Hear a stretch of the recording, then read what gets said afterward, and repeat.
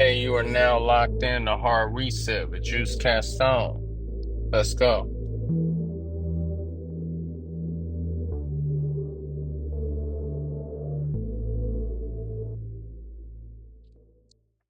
Oh, so this episode we are going to be talking about jobs and the different jobs that I worked and the toll that it took on me.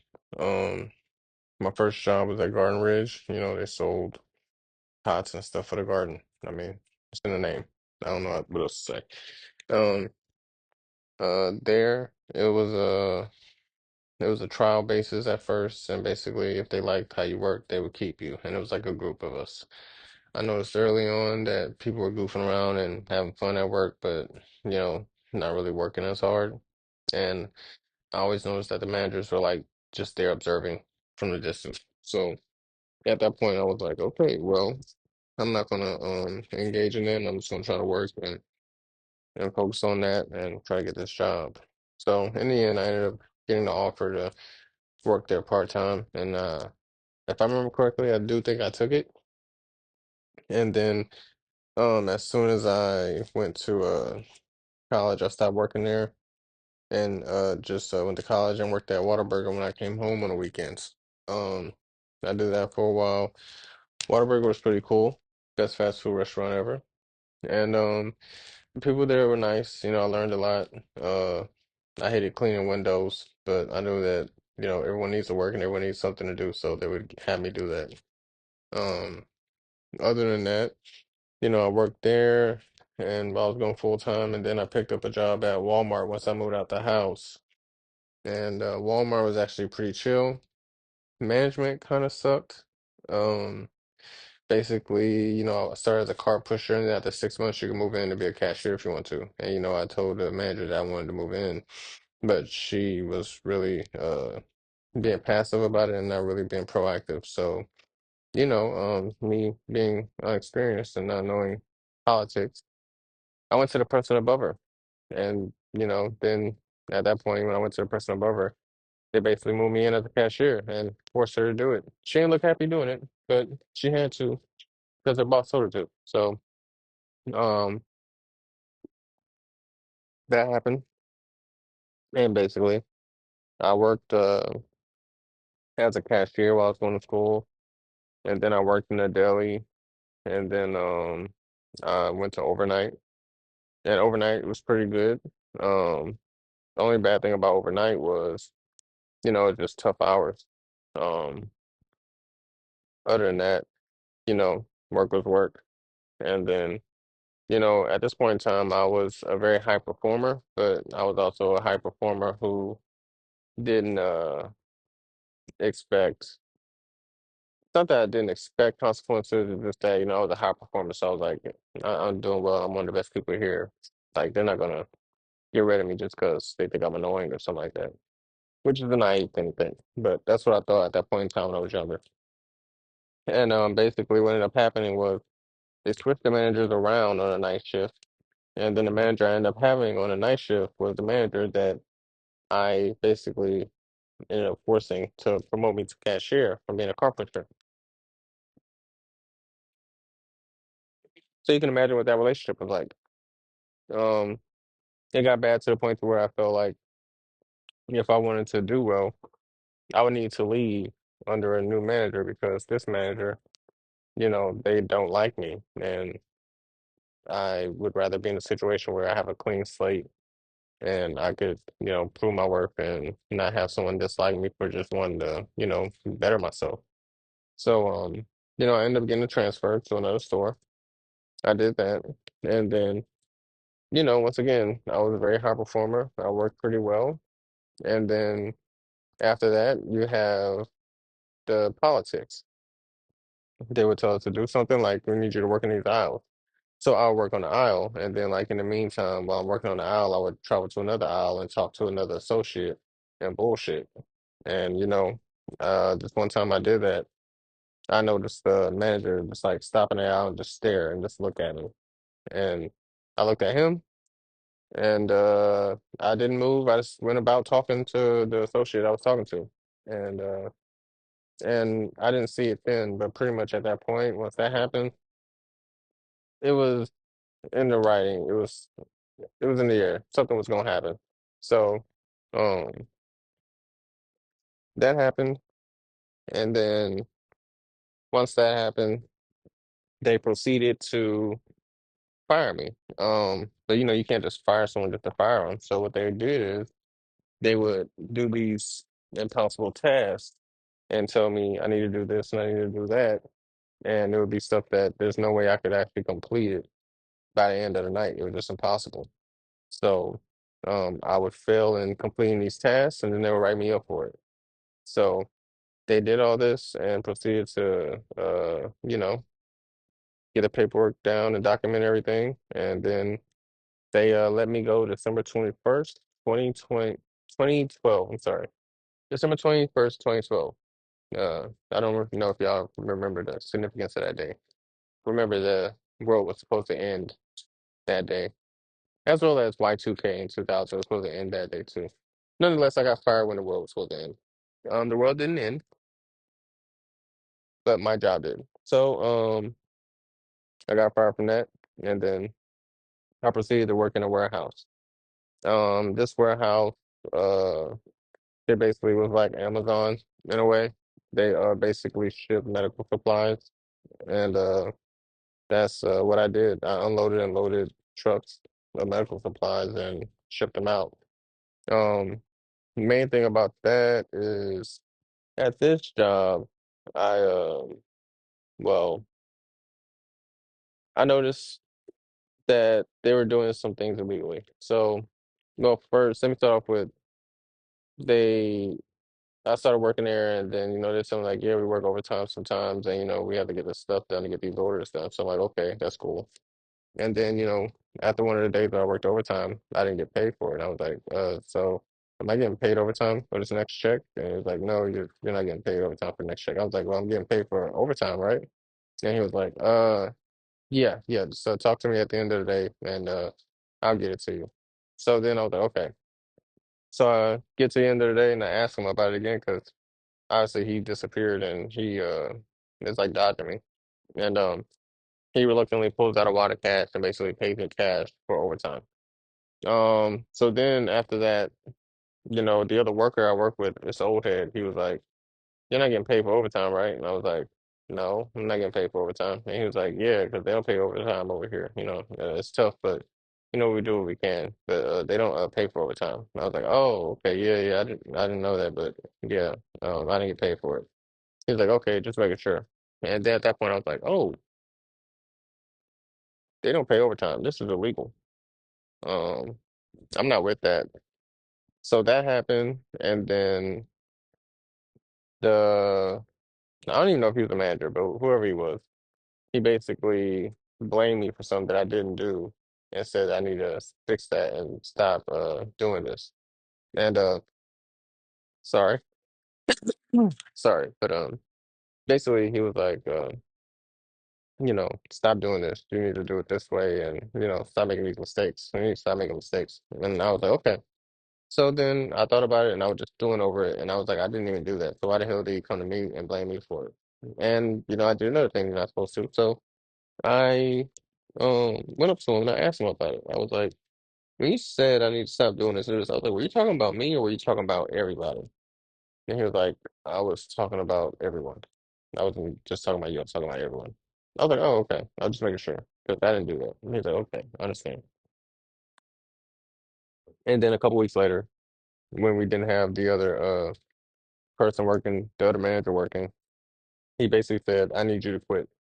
I don't think you fit here, and I think you need to stop working here.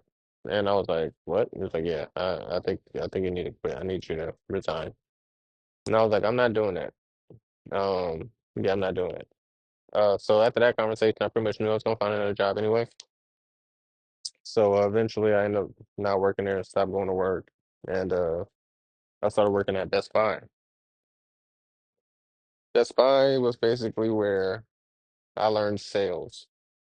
My supervisor, he taught me the basics and the fundamentals, and He was like, you want to get your customers what they need, but you also want to sell them on these services because, we can help them a lot with these services if they come in and bring their computer if anything is wrong. I was like, okay.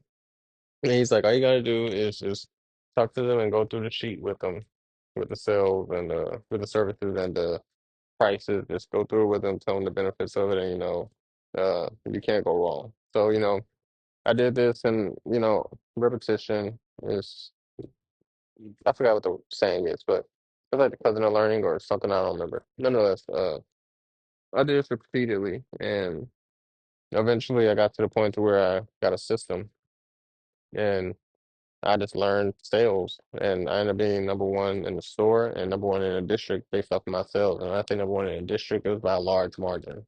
Um, but I can tell you what I learned is basically when you're selling to customers, you want to tailor it towards that customer. Everyone is not the same, so you don't want to approach them the same. You want to talk to this customer, figure out what they like, what they don't like, get to know them, and get them something that they need, and then the services that you have, apply it towards what they would actually need. Don't try to sell them the biggest thing. If they're trying to do schoolwork and documents and stuff like that, you don't need to sell them a gaming computer. They don't need all that power. Just get them a basic ass computer, and that'll allow them to do their schoolwork and move on from there. And then at that point, services. You want to sell them the services, but sell them the services that they actually need, not something that they don't need. If it's a guy that's pretty computer savvy, he probably doesn't need services. He probably just needs a computer. Fine. Sell him that computer, take that loss. But if it's someone who isn't really computer savvy, then you want to get them in on the services and tell them the benefits of those services and how if they don't know what's going on with their computer, they can just bring it in and we can look at it for them. So um, I did that and it worked very well for me. Um, you basically want to get to know your customer. Number one, understand them. Two, sell them what they actually need. So don't upsell, don't downsell, just get them exactly what they need. And then for the services, get them the services that they need. And it doesn't have to be a home run. You don't need to sell them the most expensive package.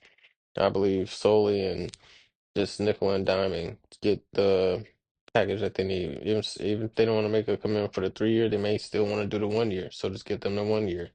And then the next year, if they want to renew, they might renew. If they're not, then they're not. But you just you want some kind of service. You don't want to just sell for the largest one and then miss, So that's how I approach sales, and that worked for me the best.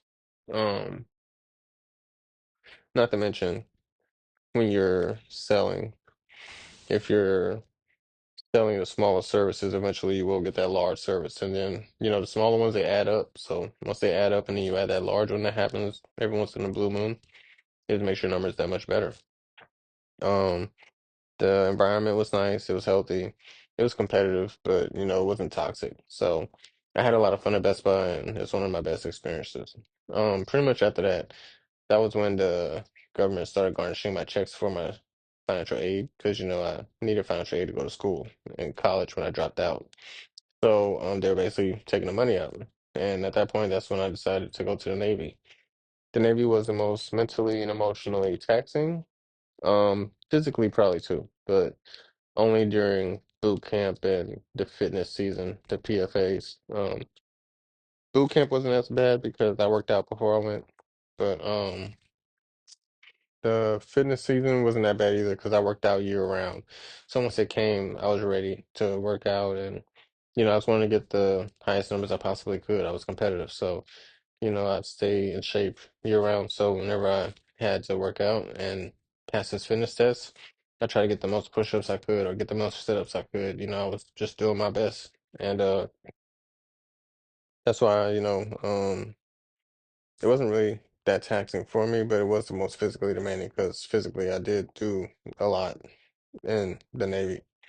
Um, Mentally draining and emotionally draining, it's not necessarily the job, it is the people you work with. You may get along with them and you may not get along with them. Um, it can highly affect your experience in the military. Not just that, but the politics that goes along with it. You're competing with the people that you work with for a better evaluation so you can rank up faster. So that in itself, it lends to being very taxing on you, the pressure. And for me, I wasn't very social. I do wish I was more social. I don't regret it, but I do wish I was more social when I was in the Navy with the people that I work with. Um, but it was something in me that I just couldn't trust because I felt if I was to go out with them and hang out with them, you know, that we're all competing for the same evaluation and trying to get the best evaluation. I'm afraid they're going to put me in a situation where I might get in trouble. And the last thing I want to do is get in trouble because if I do, it's going to mess up my chances of getting a good eval. And you don't know what these people's intentions are, so they could be setting you up for failure. Um, Case in point, I told them for my birthday I wanted to go out to Motomachi Chukugai. And they said, no, let's just go to the Haunch. And the Haunch is a bar district right in front of the base. And they're like, let's go to the Haunch. And I'm like, yeah, I don't want to go to the Haunch. The Haunch is too active, too many stuff going on. I'd rather go out into the city and, walk around and see the city or whatever. And they didn't want to do it. So what I did is I went to Motomachi Chukugai by myself, got myself an acai beer, I walked around drinking beer. It was calming, it was relaxing to me, it was fun to me. The And the Haunch, it's a lot more active, a lot more people, it's a lot more going on. I want a more relaxed experience. So that's what I did. And that's pretty much gives you a good idea of what I did when I was in the Navy. It was I mean I literally hung out on my own by myself a lot because most of the stuff they wanted to do involved a lot of drinking and well, I guess it is partying. You're going to a bar. But it was a lot of drinking. And I didn't want to do a lot of drinking really.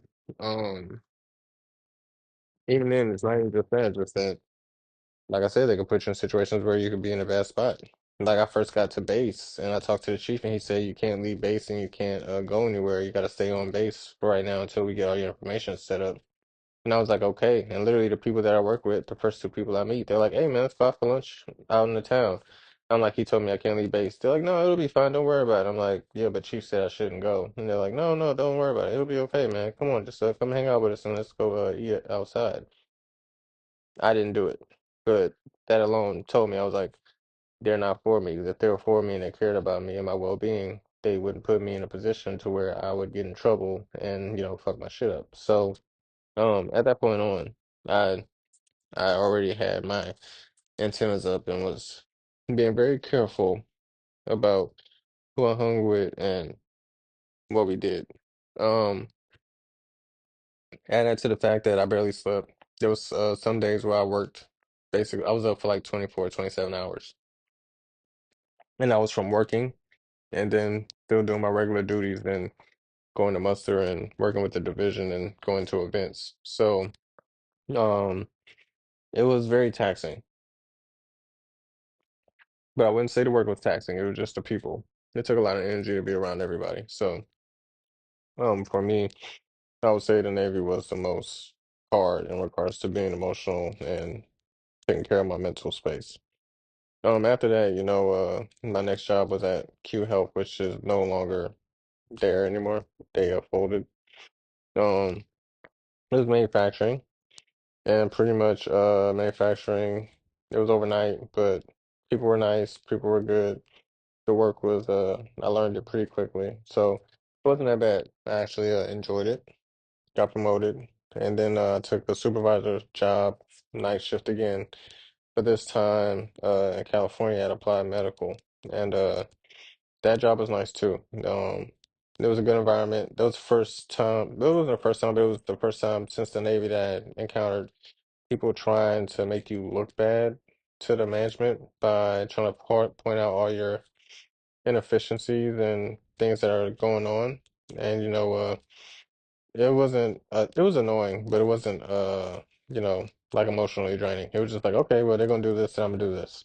So, I would like make a report every night of what's going on and what happened. And I would send that email, and it was everything was heavily based on email. So they couldn't say they didn't know what was going on because I emailed everyone and told them what was going on. So that kind of mitigated all those issues they're trying to create, saying I didn't do this or I didn't do that or this was like this. Why is it like this? Other than that, yeah, it's pretty chill. And then, I took the government job, and after I left for applied medical and went to the government job, it was basically the stuff I was doing in the Navy. Pretty chill. People I worked with were pretty chill, and I can't say it was a bad experience. The idea of government work was a bad experience because you gotta wait on clearances and stuff like that, and if they're not willing to wait and give you work until you can actually do your clearance work, then it can be something. Um, but I mean, in the end, when you sign up for a job like that, that's also a possibility. But me doing that, it opened me up to being let go because they didn't want to wait for the clearance to finish. So that happened, and then that's when I pivoted into Walgreens. Walgreens really wasn't as taxing emotionally and mentally, but it was mainly because I was focused on a goal and focused on the mission. I started off as a shift lead, and basically the training was sparse, and I had to learn everything by making mistakes. So I literally was working uh retail, and I was learning on the fly. People would teach me every once in a while, but for the most part, people didn't really like me. The environment, the politics, they were like, it was like an in the club, and I was out. So I was ostracized from most things, and people didn't really like me. And it wasn't because I was treating them badly, it was just because I wasn't part of the in crowd. So that didn't bother me. I was basically focused on work and taking care of my family. So to me, it was like, okay, well, either way, I need to go to work and I need to make this money, so we're good. So I don't care about all that extra stuff. And then by the time it was time for me to leave, it got a little better. But at that point in time, I took the promotion to be an assistant store manager, and that's where I am now. The environment's great, people are great, everything's cool. As assistant store manager, you have more responsibilities than people managing, but in the end, I still, enjoy the work. So, um, that's pretty much my work history and, the experiences I had and, working night shift, working regular shifts and things of that nature and the toll it took. And, you know, these were the jobs and, I would say the most taxing would have to be the military. It's emotionally taxing and mentally taxing. You ask a military person how's their day going and they say living in paradise. That is a loaded answer because